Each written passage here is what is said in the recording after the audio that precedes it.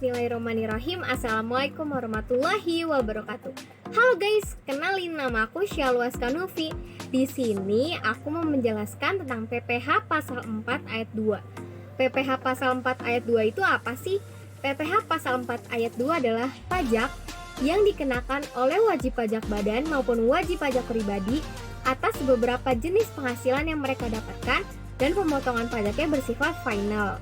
Lalu ada pemotong PPh pasal 4 ayat 2. Pemotong PPh pasal 4 ayat 2 itu siapa aja? Pemotong PPh pasal 4 ayat 2 itu ada 4. Yang pertama ada koperasi, yang kedua ada bendaharawan, yang ketiga ada otoritas bursa, lalu yang keempat ada penyelenggara kegiatan. Lalu ada objek dan tarif PPh pasal 4 ayat 2. Objek dan tarif PPh pasal 4 ayat 2 itu ada 9. Yang pertama ada bunga deposito, tabungan, dan diskonto SBI.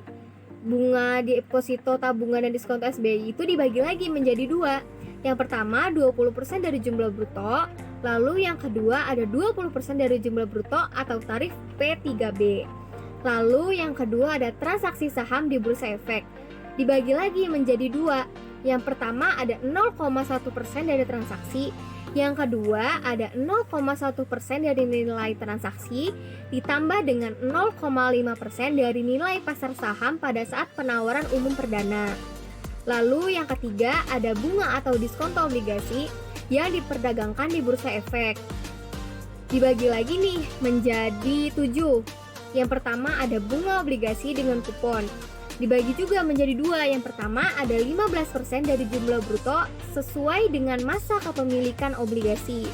Yang kedua ada 20% dari jumlah bruto sesuai dengan masa kepemilikan obligasi atau tarif P3B.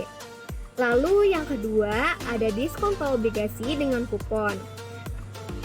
Oke, dibagi lagi menjadi 2. Yang pertama ada 15% dari selisih lebih harga jual di atas harga perolehan obligasi.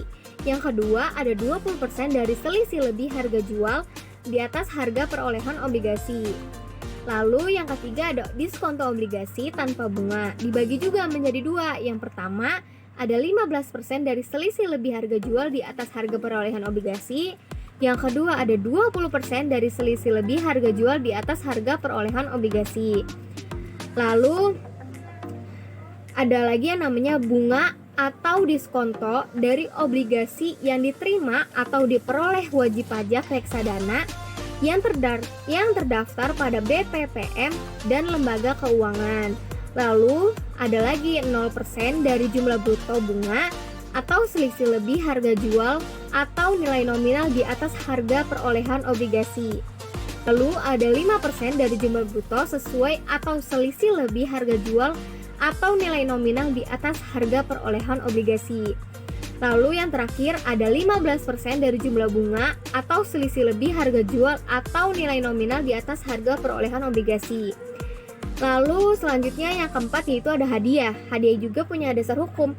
Dasar hukum hadiah yaitu PP nomor 132 tahun 2000 dan KEP strip 395 garis miring PJ garis miring 2001, yaitu 25% dari jumlah bruto hadiah undian. Lalu yang nomor 5 ada sewa tanah atau bangunan.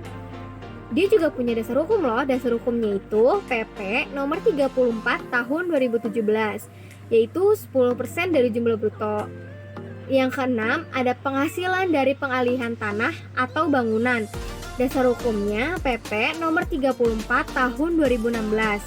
Dibagi menjadi 3. Yang pertama ada wajib pajak yang melakukan transaksi pengalihan hak atas tanah atau bangunan 2,5% dari jumlah bruto nilai penghasilan atau nilai yang tertinggi antara akta pengalihan dengan NJOP.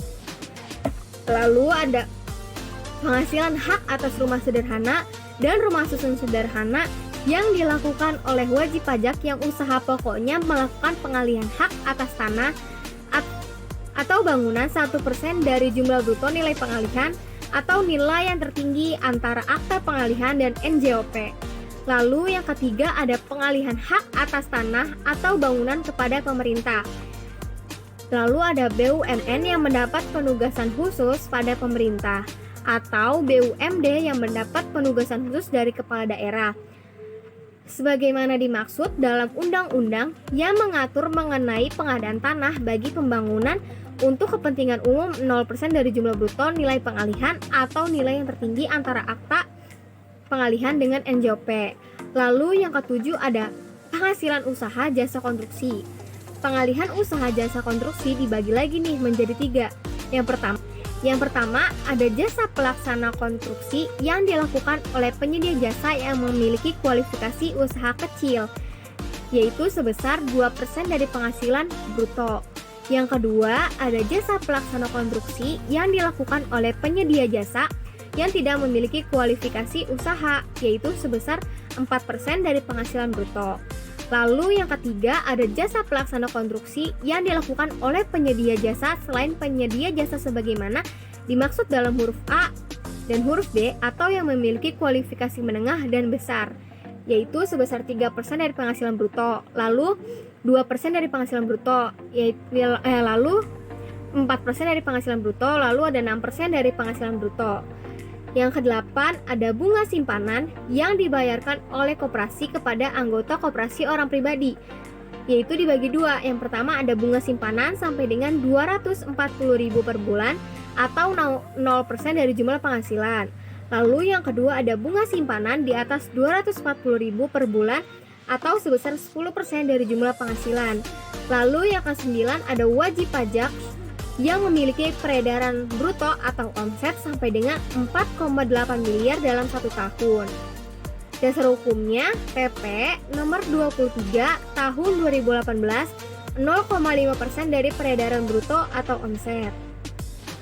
Lalu di sini aku akan memberikan contoh perhitungan PPh pasal 4 ayat 2. Aditya menyimpan uang di deposito di Bank BCA sebesar 100 juta rupiah dengan tingkat bunga 12% per tahun. Hitung besarnya bunga deposito dan PPh pasal 4 ayat 2. Caranya kayak gimana? Yang pertama, kita harus mencari dulu nih bunga depositonya. Bunga depositonya itu kan sebesar 12% per tahun.